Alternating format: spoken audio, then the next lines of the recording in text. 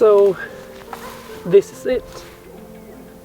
It's the day before Midsummer, so this is the absolute brightest time of the year here in Sweden. And that's why we celebrate Midsummer, because, I mean, if you live in a place where it's so dark during the winter months, when it's finally summer and the sun doesn't go down, you want to celebrate that. You really do. It's almost midnight right now, and it's still daylight outside. And by old Swedish beliefs, the midsummer night is just full of magic.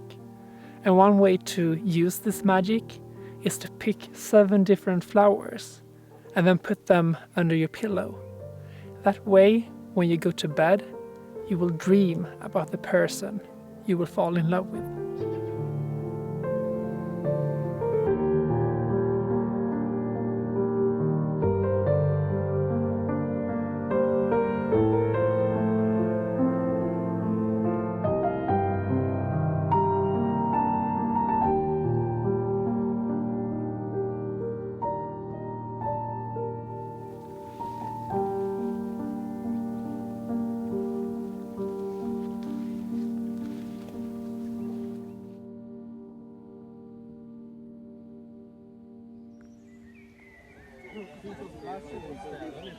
The day of Midsummer arrived, and the traditions of dancing around the maypole lives on. Personally, this is not my favorite part of Midsummer though. What I like about Midsummer is everything around it. Everything that's going on aside from the actual celebration and the party. It can be anything between eating plenty of strawberries to beautiful phenomenons that really makes it feel like, yes, midsummer time really is full of magic. Especially when it comes to the sun. That's why I wanted to go to Fjällen, the Swedish mountains, to really soak up as much of the midnight sun as I possibly could. So my dad and I packed the car and drove off for an adventure.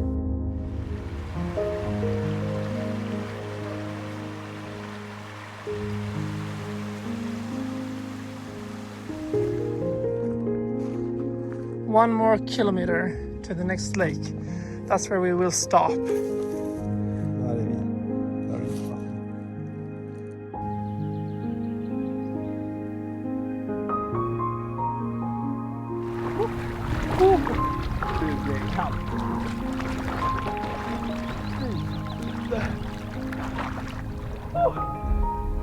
Oj, oj, oj.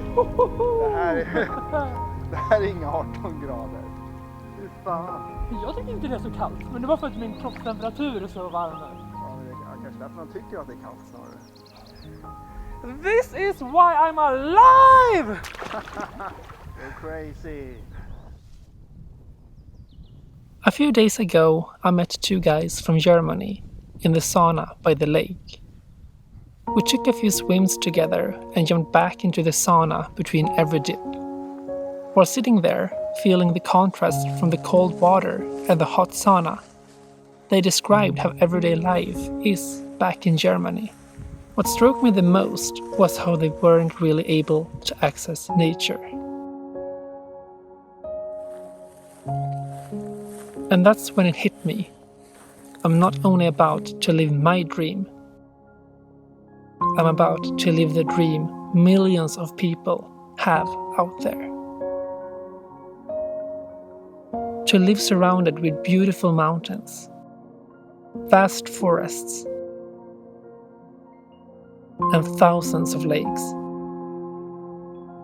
I am not gonna take this for granted.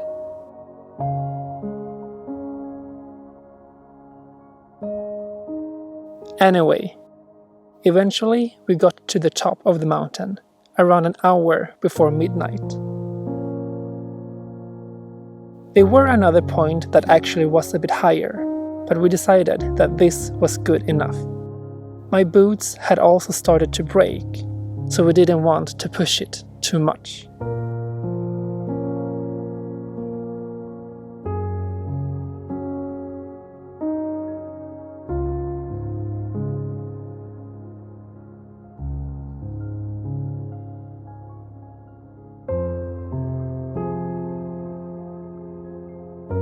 Eventually, back at camp, right at the foot of the mountain, the mosquitoes had decided to invade us.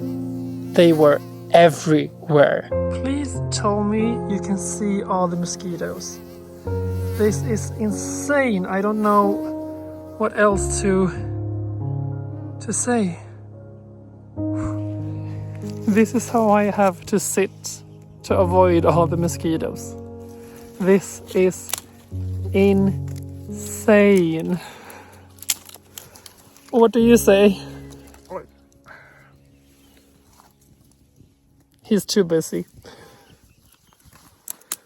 trying to create a fire to make the smoke scare away all the mosquitoes.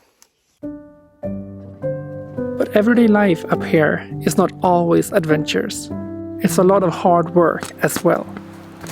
For starters, we have started to grow some of our own food.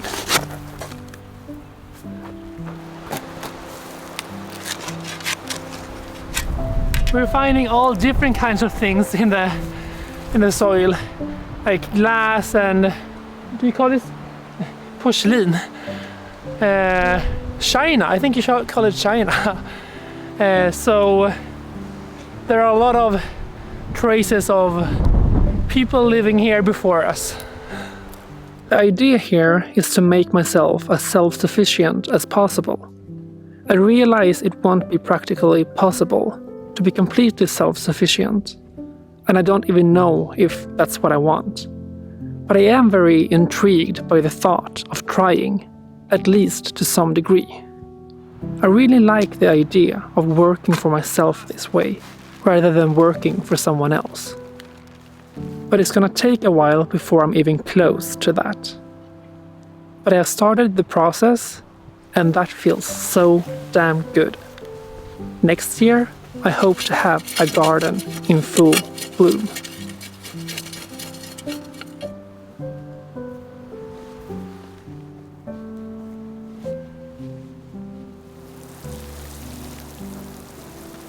But the garden is not the only thing that has needed some care. We have some bikes that are almost 100 years old in the barn. And instead of just getting new bikes, I wanted to fix some of them up.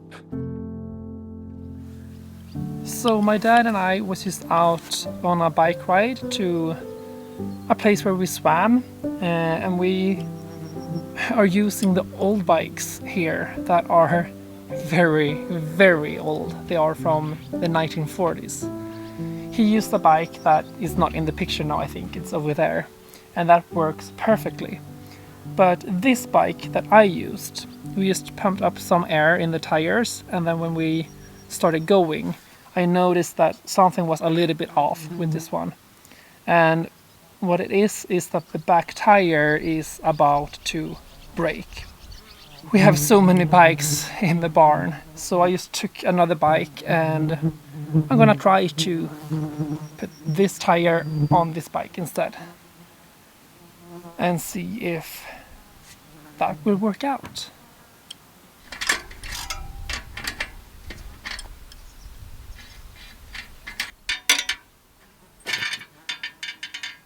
This was even easier than I thought. And see, this tire on that bike, the front tire, we bought a new one for it, and that was maybe 7 years or something ago, and it's already starting to crack up.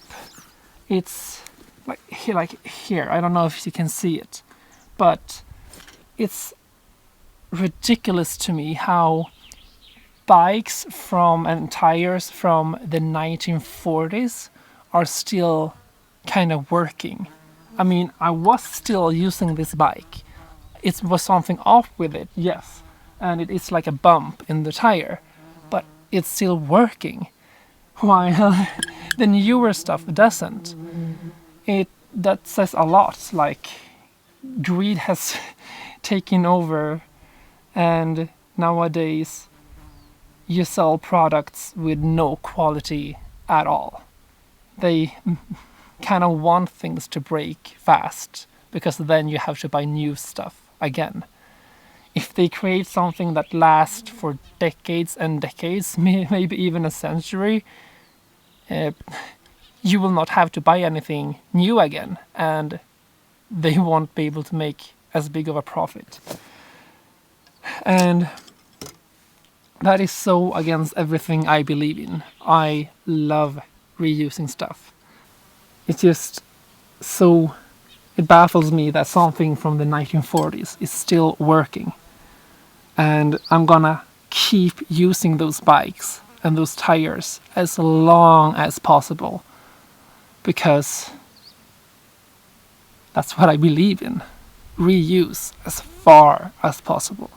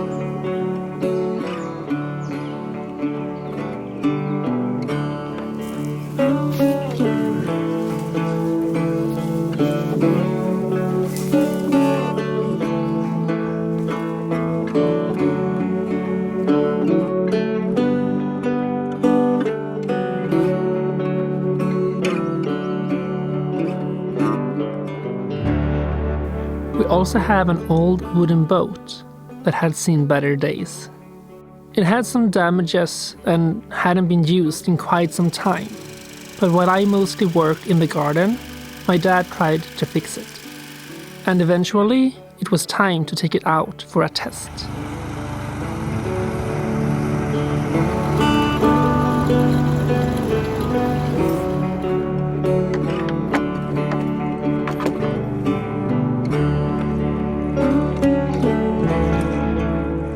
Since we hadn't used the boat in such a long time, it still leaked in a lot of water.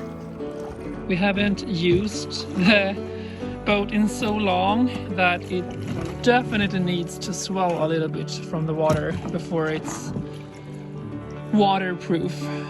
So we need to let it be in water for the night, and then maybe we can use it tomorrow.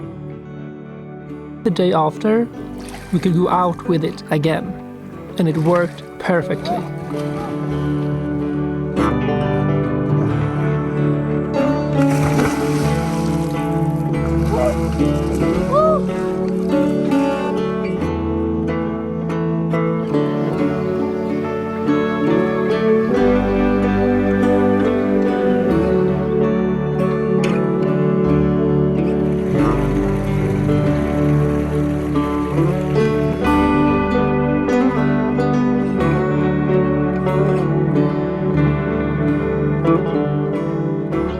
So I haven't moved up here to the country house quite yet. This has only been a visit during the midsummer. But I think I actually will start to move some stuff up later in July. And I just can't wait to see where this will take me. And I'm so thankful to you who follow me on my journey.